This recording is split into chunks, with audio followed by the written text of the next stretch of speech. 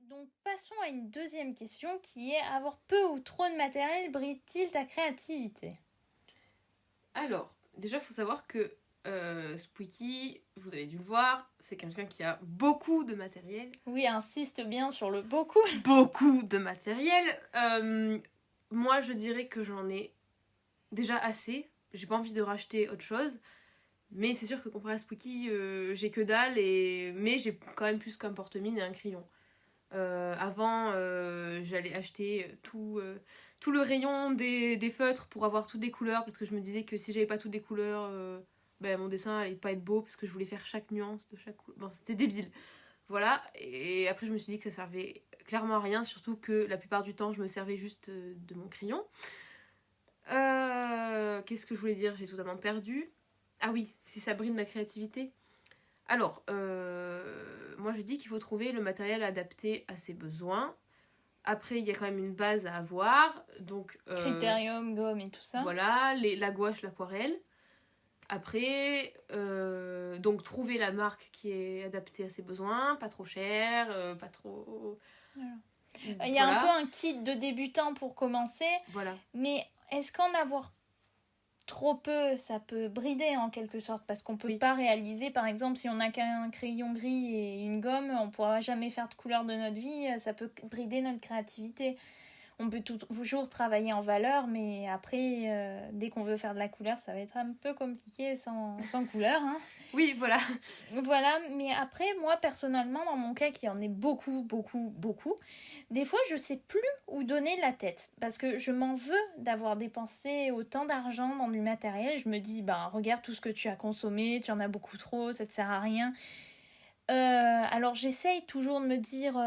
oui, essaye de tout utiliser. Alors j'essaye un truc, le lendemain je prends un autre. Mais finalement, je sais utiliser mon matériel, mais je suis toujours à le changer, à changer de matériel que j'utilise. Un jour je vais faire de l'aquarelle, le lendemain je vais faire de l'acrylique, le surlendemain je vais faire du crayon gris. Et finalement, des fois j'aimerais me pousser plus dans un domaine. Mais je suis un peu spécialisée dans un peu tous les domaines, mais il n'y en a pas un qui se démarque outre mesure. Enfin, je suis bien douée à l'aquarelle, mais je pense que si j'avais eu que de l'aquarelle, je me serais beaucoup plus spécialisée dans l'aquarelle et...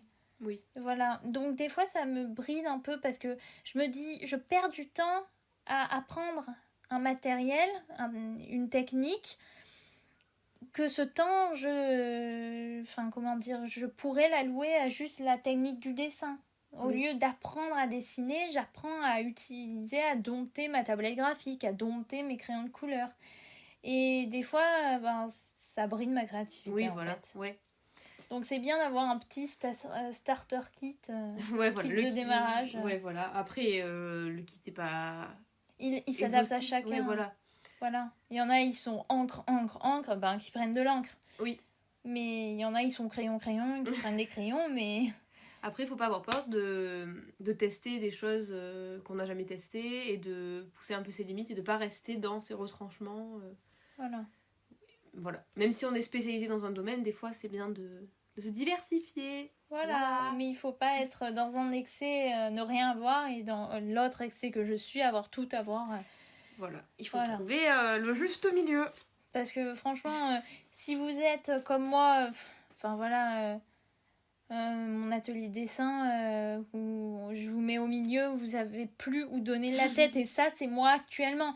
Parce que je me mets au milieu de mon atelier, je suis en mode bon... Je fais quoi aujourd'hui? J'ai envie de toucher le crayon, j'ai envie de toucher l'aquarelle, et finalement je reste crétine devant tout ça. Je suis en mode je sais pas. Et le temps il passe et je suis en mode je sais pas. Alors que si j'avais qu'une boîte de crayons, je me poserais pas la question. Je me dirais tu fais du crayon ou tu fais rien. Voilà. Donc, c'est ta faute. Oui. Donc voilà, donc c'est problématique pour ça. Voilà. Et j'avais une dernière question pour toi. Qu'est-ce qui te bloque à dessiner quand tu es bloqué? Tu veux dire la chose... Pourquoi tu n'arrives pas à dessiner des fois? Est-ce que toi-même tu sais ou... Toi-même tu sais. Non. On est là. Alors, ça m'est déjà arrivé d'être complètement bloquée, c'est-à-dire feuille blanche. parce que toutes mes idées, je les trouve nulles, ou alors j'ai un brouillard dans ma tête qui m'empêche d'imaginer ce que je veux dessiner. Ou alors, au contraire, je dessine, mais rien ne me satisfait. J'ai l'impression de plus avoir dessiné, d'avoir 4 ans, d'être en maternelle. Et donc je gomme, et au final je dessine rien. Donc je ne saurais pas vraiment ce que c'est. Dans les artistes, on appelle ça le art block. Je sais pas si Oui. t'en as entendu parler, voilà. C'est un syndrome qui arrive... Qui est très récurrent. Voilà, l'épidémie, tout ça.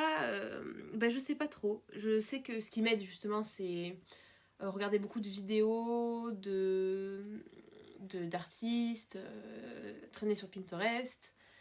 Mais c'est une période où je sais plus dessiner. Et donc je saurais pas dire pourquoi. En fait, en t'écoutant, je me dis, peut-être c'est un truc qui s'auto-entretient. On dessine... Enfin, comment dire Comment je pourrais formuler ça? Je couperai là ce passage où je suis en mode réflexion. En fait, je pense quand on vit un art block, on se dit que on est un peu... Il y a beaucoup de dévalorisation, on se dit je sais pas dessiner, je sais pas faire ci, je sais pas faire là. Et du coup, on a beaucoup moins d'entrain pour avancer, on a beaucoup moins la volonté d'avancer. Et se mobiliser, c'est quelque chose qui est très difficile. Se dire je prends mon crayon, je vais essayer de progresser. C'est super difficile, on a du mal à tenir compte de tous les progrès qu'on a fait, on a du mal à avoir pour ambition d'en faire encore, et du coup on est sur un stade où je reste sur mes acquis, où je laisse passer le temps et je peux régresser. Donc c'est super difficile parce qu'on tient pas compte de ce qu'on a fait avant, on veut pas s'imaginer plus tard de tous les progrès qu'on va faire. On est un peu buté en mode déprime totale. On veut pas avancer, quoi. Voilà. Mais quel est le médicament pour ça? J'en sais rien.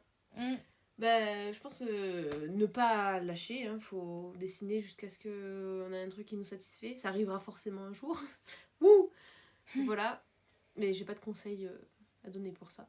Moi, le conseil Enfin, tu l'as donné tout à l'heure, c'est ressourcer ton inspiration, oui. Faire une pause. Et surtout, ne pas se culpabiliser de pas dessiner. J'en ferai un podcast sur ça parce que je suis d'une nature à souvent me culpabiliser.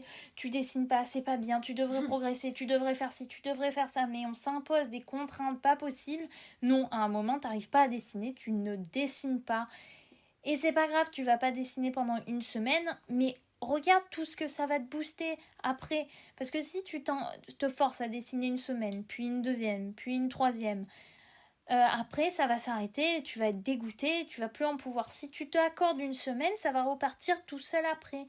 Il faut juste se mettre en pause au bon moment et l'accepter en fait. C'est un peu comme si on était dans un niveau de jeu vidéo qu'on n'arrivait pas. À un moment, on arrête le jeu, on fait une pause et on revient plus tard et en fait on arrive au niveau. Parce que si on réessaye comme ça d'affilée... Tu perds toutes tes vies en fait. Ouais, non, tu meurs déjà, oui, mais tu n'y arriveras pas. Alors que, par exemple, si tu mets pause et tu souffles un peu et tu reviens, par exemple, le lendemain, tu y arriveras beaucoup plus facilement à t'être reposé, tout ça. Et tu trouves de nouveaux angles d'attaque. Oui. Pour l'appliquer au dessin, par exemple, si tu n'y arrives pas à faire un personnage, tu te dis je vais copier des références comme je peux faire parfois. C'est pas la solution. Des fois, si tu t'accordes un peu de temps et que tu y repenses à tête reposée, après tu te dis ben non, en fait, il faudrait que j'étudie le crâne, que j'étudie les éléments du visage, le nez, la bouche, les oreilles, les yeux, les sourcils, patins, couffins. Et en fait, tu trouves des angles par où attaquer le problème, plutôt que foncer tête baissée sur ce qui te paraît le plus évident, mais qui n'est pas forcément le mieux. Oui, bon, après, quand on est en école d'art, on n'a pas vraiment le choix de ne pas dessiner pendant une semaine. Oui, mais c'est sûr. Bon, après, ça, je parle pour moi, c'est pas le cas de tout le monde. Ouais, voilà. Mais après, c'est sûr que l'école d'art, ça a ses avantages et ses inconvénients. Et dès qu'on veut se professionnaliser là-dedans, forcément, dans professionnalisation, il y a contrainte aussi, parce qu'on fait pas toujours ce qu'on aime. Voilà, c'est le concept d'un métier. Ouais. Ouais, yes. Youpi. Super, ça donne envie. Ne venez pas en art, vous allez mourir. Non, je rigole. Bon, c'est gentil comme message, ça. Super. Très joyeux, on termine en beauté cette vidéo. Ouais. Yes. On a fait un check, mais du coup, il n'y a pas l'image. Ouais, voilà. Mais bon. Ouais. J'espère que ce podcast vous a plu. J'ai posé à peu près toutes les questions que je voulais. Oui. Et je remercie Coca Bumillon de sa compagnie. Vous pouvez aller voir sa chaîne YouTube, son Instagram, s'ils sont en description. J'espère, n'oublie pas. Non, j'oublie pas. Et je vous souhaite une excellente journée, un excellent dessin. Au revoir. Au revoir. Ok.